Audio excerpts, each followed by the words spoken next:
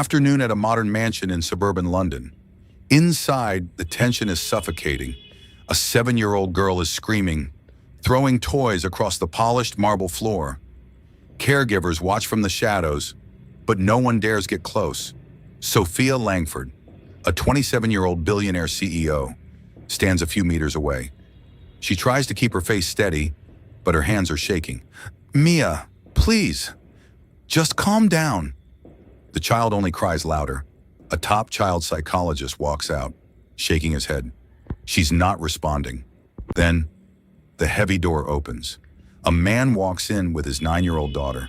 He says quietly, "Let her be upset. Listen, watch. Truth, now." Daniel Brooks was a man who lived in the quiet world of logic and rhythmic precision. At 41, his face was a map of focus and weary resilience, etched with the subtle lines of a man who spent his days fixing complex mechanical failures and his nights protecting the fragile heart of a 9-year-old girl. He was a senior systems engineer, a master of infrastructure who understood how to align heavy gears and balance pressurized steam. But Daniel's most important work, the work that defined every breath he took, happened in a small, warm apartment where the walls were covered in messy crayon drawings and half-finished Lego castles. Daniel was a single father to Emma. 5 years ago, his world had been surgically hollowed out when his wife, Sarah, passed away. In the aftermath of that loss, Daniel had systematically dismantled his old, high-pressure career. He had been a rising star in a global aerospace firm, but he walked away from the 60-hour weeks and the international travel.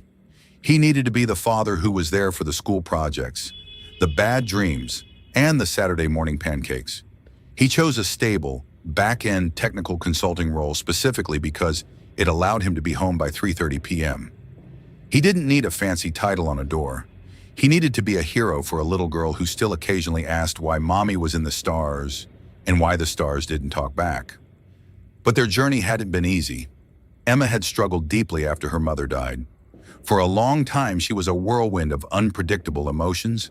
She would have sudden, explosive meltdowns in the middle of crowded grocery stores or during quiet dinners. Daniel, being an engineer, had initially tried to fix her. He tried logic. He tried schedules. He tried rewards and punishments. He approached her emotions as if they were a faulty wiring system that could be rerouted. But the more he tried to control her behavior, the more Emma retreated into a dark storm of anger and fear. The breakthrough came on a rainy Tuesday evening when Emma had shattered an expensive glass vase in a fit of frustration. Instead of shouting or sending her to her room, Daniel had simply sat down on the floor next to the broken pieces. He didn't say a word. He didn't ask her to apologize. He just sat there breathing through the silence. He realized that the vase didn't matter, but the girl did. After 20 minutes of Emma screaming at the top of her lungs, she eventually collapsed into his lap, sobbing. He realized then that she didn't need him to be a manager. She needed him to be a witness. She needed to know that her big feelings weren't too heavy for him to carry. Daniel had learned the hard way that you cannot engineer a heart. You can only hold the space for it to mend itself. He learned that validation was more powerful than correction. He taught himself to look past the screaming and see the overwhelm. He wasn't a psychologist with a degree from Oxford, but he possessed a kind of trench-earned experience that money couldn't buy. He understood that a child's tantrum isn't a rebellion. It's a communication of a world that is spinning too fast. Today, Daniel was at the Langford estate because of a technical contract. He was there to inspect the mansion's specialized air filtration and security systems that had been failing since the previous storm. Because his usual childcare had fallen through at the last minute, he had brought Emma along. She was used to helping her dad, carrying his smaller toolkits and sitting quietly with her sketchbook while he worked. As they walked toward the family wing of the massive glass and steel house, the sound of the girls screaming echoed through the hallways like a siren. It was a sound Daniel knew intimately. It was the sound of a system under too much internal pressure with no relief valve. He saw the household staff whispering in corners, looking terrified. He saw the experts, the men in expensive suits and clinical expressions, packing their bags, defeated. And then he saw Sophia Langford. She looked like a woman who owned the world, but was currently being defeated by a 7-year-old. Her eyes were glazed with a mixture of love and absolute paralyzing fear. Daniel looked at Emma. They shared a silent, rhythmic look of understanding. Daniel didn't wait for an introduction from the butler. He didn't care about the billionaire's status. He stepped into the room, his heavy work boots sounding quiet on the marble, and spoke the one thing no one in that room had the courage to say. Let her be upset. Mia Langford was 7 years old, and to the world she was the luckiest girl in London. She had a bedroom the size of a small apartment, a fleet of private tutors, and a trust fund that would make her one of the wealthiest women in the country before she was 20. Her father, a man who had lived for the thrill of the deal, had built this empire, but he was rarely home. Then a year ago, Mia's mother had passed away. It was sudden, a tragic accident that left the family in a state of clinical shock. Sophia, being only 27 and suddenly in charge of a multi-billion-dollar legacy, had responded the only way she knew how, with corporate efficiency. Sophia hired the best nannies money could buy. She engaged the most famous child therapists in Europe. She changed the house's decor to make things brighter and more positive. She increased Mia's extracurricular activities, hoping that if the girl was busy enough, she wouldn't have time to be sad. She thought she could solve grief with a better schedule and higher quality resources, but grief doesn't follow a business plan. It doesn't respect a quarterly review. Mia had become a ghost in her own home. She stopped playing with her dolls. She stopped drawing the vibrant sun she used to love. Instead, she began to explode. The smallest things, a broken crayon, a meal that was a degree too hot, a missed word in a book, would trigger a level of rage that looked like a tantrum, but felt like a funeral. To the staff, she was difficult. To the doctors, she was non-responsive. Sophia was drowning in her own perfectionism. She loved her daughter more than life itself, but she was terrified of her. She viewed Mia's behavior as a puzzle that needed a specific expert solution. She would stand in the doorway of Mia's room, her voice trembling as she tried to use the clinical techniques the doctors taught her. Mia, remember your breathing. We don't throw things. That's a red zone choice. Let's be a good girl for mommy's memory. The clinical language only made Mia feel more invisible. She didn't want to be in a zone. She didn't want to be a choice on a chart. She wanted to be in her mother's arms. She wanted to be allowed to be messy in a world that demanded she be perfect. Every time Sophia tried to calm her down, Mia felt like her mother was trying to erase her pain because it was inconvenient. The screaming was her only way of making the pain loud enough that someone might finally see the girl beneath the rage. On this particular afternoon, the meltdown had lasted for nearly an hour. Mia had thrown a crystal globe, a gift from a foreign dignitary, against the floor. She was sitting in the middle of the glittering debris, her face red and swollen, her chest heaving as she prepared for another wave of screams. The household staff stood in a semicircle, their faces full of pity and judgment. They saw a spoiled billionaire's daughter who didn't appreciate what she had. They didn't see the grieving child who had lost everything that mattered. Sophia was at her breaking point. She was a woman who could negotiate a merger in 3 languages, but she couldn't get her daughter to put down a wooden block. She felt like a failure in her own home. She felt the eyes of the staff on her, and she felt the crushing weight of her own inadequacy. She was about to call the private clinic again, to ask for a sedative or a new, more aggressive intervention, when a man in a simple canvas jacket walked into the room. He didn't look like a therapist. He looked like someone who had spent his morning working on a faulty engine. He didn't have a clipboard or a doctorate. He had a toolkit and a quiet 9-year-old girl by his side.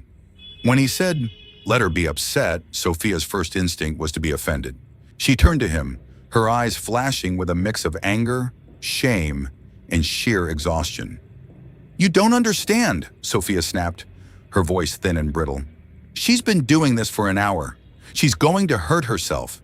She needs to be controlled. She needs to be calm. Who are you to tell me how to handle my daughter?" Daniel didn't look away from Mia. He didn't look at Sophia's designer watch or her cold expression. He just looked at the little girl on the floor, seeing the same shadow he had once seen in Emma. "No," Daniel said softly, his voice a low, grounding anchor in the storm.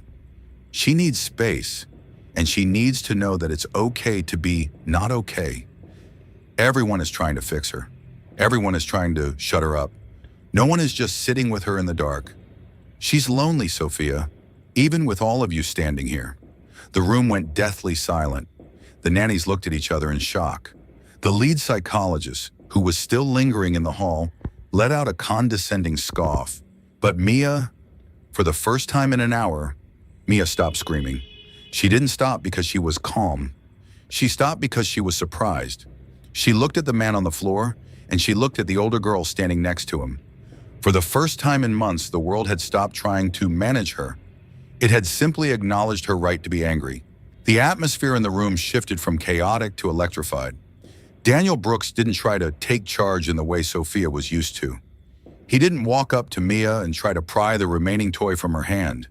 He didn't offer a bribe or a promise of a trip to the luxury toy store in Knightsbridge. Instead, Daniel did something that made the nannies gasp, and the butler moved forward instinctively. He simply sat down on the floor. He sat cross-legged on the cold white marble, about 3 meters away from Mia, right in the middle of the scattered blocks and broken crystal. He didn't look directly at her. He didn't demand her attention. He just was. Emma followed her father's lead with a grace that only comes from years of shared experience. She sat down next to him, her movements fluid and unhurried. She pulled a small, worn sketchbook from her backpack and a single, well-used pencil. She didn't say a word to Mia. She didn't offer a, "Hello, Mar." She just began to draw. The soft, rhythmic scratching of the pencil, the only sound in the room besides Mia's ragged breathing. "Mr. Brooks, what are you doing?" the head nanny whispered, moving forward to intervene. "This is highly irregular. We have strict protocols for these outbursts. You are a contractor, not a family member." Daniel raised a hand, a gentle but firm gesture of silence. He didn't even look back at the staff. "Your protocols are trying to shut down a heart that is already broken," Daniel said, his voice a low, steady rumble that seemed to vibrate through the marble floor. "She's not a malfunction to be corrected. She's a person who is overwhelmed by a world she doesn't recognize anymore. If you keep trying to push her into being good, she's going to stop trying to be herself. Just leave us. The filters can wait, the girl cannot." Sophia watched them from the doorway, her heart hammering against her ribs. She felt a strange, terrifying urge to tell him to get out, to reclaim her authority, but something in Daniel's eyes stopped her. He didn't look like a contractor anymore. He looked like a man who had seen the bottom of the ocean and knew exactly how to swim back up. She saw the way Emma sat, shoulders relaxed, head tilted, and she realized that these two people possessed a secret she had been trying to buy for a year. She signaled for the staff to retreat. They moved back into the shadows of the long hallway, leaving the man, the two girls, and the heavy silence. For 10 minutes, nothing happened. Mia sat hunched over, her small shoulders still shaking from the remnants of her sobs. She gripped a wooden block so hard her knuckles were white. She was waiting. She was waiting for the lecture. She was waiting for the "I'm very disappointed in you" speech. She was waiting for the person who would tell her that her behavior was unacceptable for a Langford.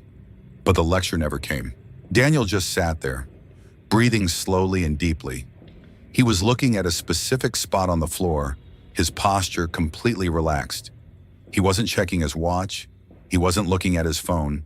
He was entirely 100% present in that room. He was providing a non-anxious presence, a concept Sophia had read about in management books, but had never been able to achieve in her own home. He was showing Mia that she didn't have to be anything for him. He was a safe harbor. Emma continued to draw. Occasionally, she would erase a line and blow the dust off the page with a soft poof. The normalcy of it was hypnotic. In a house full of people who were terrified of Mia's emotions, here were two people who weren't even looking at them. They were treating her storm as if it were just a rainy afternoon. After another 5 minutes, Mia's grip on the wooden block loosened. She looked over at Emma. She looked at the sketchbook. Then she looked at Daniel. Her eyes were searching for the trap. She saw his scuffed boots and the grease on his jacket. He looked real in a house full of polished. He looked like he knew what it was like to get his hands dirty. "Why are you sitting on the floor?" Mia's voice was small, raspy from an hour of screaming. Daniel didn't turn his head too quickly. He kept his energy low, his voice matching the quiet of the room. "The chair felt too high up today," he said simply. "I like the floor. You can see the patterns in the stone better from down here. Did you know these lines in the marble were made millions of years ago?" Mia looked at the floor. She hadn't noticed any patterns. She had only noticed the mess she made. "I broke things," she whispered, her lip beginning to tremble again. "They're going to be mad." "I've broken a lot of things too, Mia," Daniel replied. He didn't judge her. He didn't tell her it was okay or that they would buy a new one. He just acknowledged the truth. Sometimes things break because the pressure gets too high. It happens to engines, it happens to pipes, and it happens to people. It's just physics. It doesn't make you a bad person. It just means you were carrying too much. Mia didn't scream. She didn't throw the block. She just stared at Daniel. For the first time in a year, an adult wasn't looking at her as a difficult child or a patient. He was looking at her as a person who was just human. Sophia, standing by the wall, felt a tear roll down her cheek. She realized then that she had spent 12 months trying to fix the symptoms of her daughter's grief while completely ignoring the cause. She had been so afraid of the mess that she had forgotten how to sit in it. She watched the man she had hired to fix her air filters, and she realized he was the only person in the building who actually understood the atmosphere of her home. He wasn't fixing the pipes, he was fixing the soul of the house. The silence in the room was no longer heavy, it was peaceful. Emma reached into her backpack and pulled out a second sketchbook, a brand new one with a bright blue cover, and a small set of colored pencils. She set them down on the marble floor, exactly halfway between her and Mia. She didn't ask Mia to draw. She didn't say, "Do you want to play?" She didn't even look up. She just went back to her own masterpiece, a drawing of a dragon that looked like it was made of soft white clouds. She was inviting Mia into her world, but she was leaving the door open for Mia to choose when to walk through. Mia watched the blue sketchbook for a long time. It sat there on the marble like an invitation to a secret world. There was no pressure. No one was watching her with clinical observation. No one was waiting for her to interact for the evaluation. Slowly, with a hesitation that broke Sophia's heart, Mia moved. She didn't stand up. She crawled on her hands and knees across the floor, moving toward the sketchbook. She stopped every few inches, checking to see if Daniel or Emma would react. They didn't. They just stayed in their own calm rhythm. Mia reached the sketchbook. She touched the blue cover with one trembling finger. She looked at Emma. "Can I use the purple one?" Mia whispered, pointing to a pencil. Emma didn't look up, but a small, knowing smile touched her lips. "The purple one is my favorite. It's good for drawing dreams. You can use it as long as you want." Mia took the purple pencil. She sat down next to Emma, and for the next 20 minutes, the only sound was the scratching of two pencils and the steady breathing of a man who was happy to just be there. Sophia walked slowly into the room. She didn't say anything. She didn't try to interrupt the moment with a, "Good job, Mia." She sat down on the floor, a few meters away from Daniel. She looked at her daughter, who was now quietly coloring a picture of a large purple sun. For the first time in months, Mia's shoulders weren't hunched around her ears. Her face wasn't a mask of defiance. She was just a little girl with a purple pencil. Daniel looked at Sophia. He didn't nod or offer a "told you so." He just looked at her with a profound, quiet empathy. He saw her exhaustion. He saw her guilt. He saw the woman behind the multi-billion-dollar CEO title, and he saw that she was just as overwhelmed as her daughter. She was trying to run a company and a family with the same rigid set of rules, and it was breaking her too. "She's not a difficult child, Sophia," Daniel whispered, his voice barely audible over the sound of the pencils. "She's just carrying a world that was too big for her. She didn't need to be calm. She just needed to know that someone wasn't afraid of her storm. She needed to know that the floor was solid enough to hold her when she fell." Sophia looked at her hands, then at the man beside her. She realized that she had been looking for a genius with a degree to save her family, but she had found a father who knew the value of the ground. She had been trying to lead from the 50th floor of a glass tower, forgetting that the foundation is where the life is. Mia looked up from her drawing. She looked at her mother. She didn't run to her, and she didn't apologize for the broken globe. But she reached out her small, stained hand and touched Sophia's knee. "Look, Mommy, I drew a purple sun. Emma said it's a dream sun. It means the light is still there even when we're sleeping." Sophia gripped her daughter's hand, her chest finally feeling like it could hold air again. The tightness she had carried for a year began to dissolve. "It's beautiful, Mia. The most beautiful sun I've ever seen. Can I draw a cloud next to it?" Mia nodded, handing her a blue pencil. The meltdown was over. But more importantly, the wall was gone. A single dad with scuffed boots and a greasy jacket had done in 30 minutes what a team of international experts couldn't do in a year. He had given a child permission to be human, and he had given a mother permission to stop being a CEO. The sun began to set over the London outskirts, painting the glass walls of the mansion in shades of liquid gold and deep amber. Daniel and Emma were packing their things. The technical inspection was done, the air filters were replaced, and the security system was once again stable. But the atmosphere of the house had changed fundamentally. It felt lighter. It felt like a home again instead of a museum. Sophia walked them to the front door. She didn't look like the Iron CEO anymore. Her hair was slightly messy, and there was a smudge of purple pencil on her cheek. She looked tired, but she looked awake. "Mr. Brooks." "Daniel," Sophia said, her voice steady and warm. "I don't know how to thank you. I've spent hundreds of thousands of pounds looking for that moment on the floor. I thought it was a mystery to be solved. You made it look so simple. You didn't even use a single technique." Daniel slung his heavy toolkit over his shoulder. "It's simple, but it's not easy, Sophia. It's about resisting the urge to fix. Most people in your world are paid to provide answers. They're paid to be the smartest person in the room. But kids don't need answers. They don't need a strategy. They just need to know they're heard, even when they're screaming, especially when they're screaming." He looked at Emma, who was already waiting by their old pickup truck, waving to Mia through the giant glass window. "Don't try to make her a good girl tomorrow," Daniel added, his voice low and sincere. "Just let her be Mia. If she gets upset again, don't call a psychologist. Just sit with her. The mess is part of the healing. Don't be afraid to get a little marble dust on your expensive suit. The suit can be dry cleaned. The moment cannot." Sophia smiled, a genuine soft expression that reached her eyes. "I think I'm going to retire the suits for a while, at least in the family wing. I've realized that you can't build a foundation while standing on a pedestal." "Ikkim," Daniel nodded. "Good choice.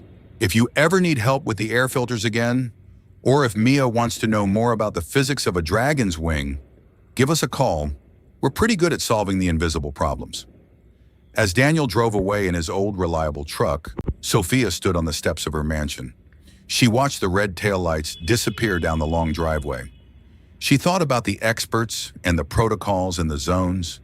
She realized that real power didn't lie in the ability to control a room. It lay in the ability to stay in a room when it was falling apart. She walked back inside. She didn't go to her office to check the evening markets. She didn't call her assistant to reschedule the morning briefing. She went straight back to the family wing. Mia was still on the floor, finishing her purple sun with the dream light. Sophia didn't tell her to clean up the blocks. She didn't tell her it was time for dinner or that she needed to get ready for bed. She simply took off her designer shoes, sat down on the cold marble floor, and leaned her back against the wall next to her daughter. "Mommy?" Mia asked, not looking up from her masterpiece. "Yes, sweetheart. Can I use the blue pencil next? I want to draw the invisible hand that Mr. Daniel talked about." Sophia smiled, leaning her head against her daughter's. "You can use any color you want, Mia. We have all the time in the world to find the right one."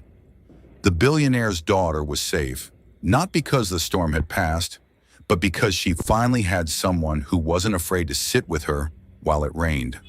True connection. It isn't found in a bank account or a board meeting. It's found in the quiet courage to be present in the mess. It's found in the integrity of a man who knows that the most important view is the one from the floor. The single dad had gone home, but his light remained. True connection is not about controlling the outcome. It is about having the courage to be present in the mess. Sometimes the most powerful thing you can do for someone who is hurting is to stop trying to fix them and simply let them be heard. Patience is a silent strength that can reach the hearts that logic cannot touch. Real power is knowing when to step off the pedestal and sit on the floor. If you believe that patience can reach where control cannot, subscribe for more stories like this. And tell me in the comments, do you think listening is more powerful than fixing? Have you ever had someone just be there for you when you weren't okay,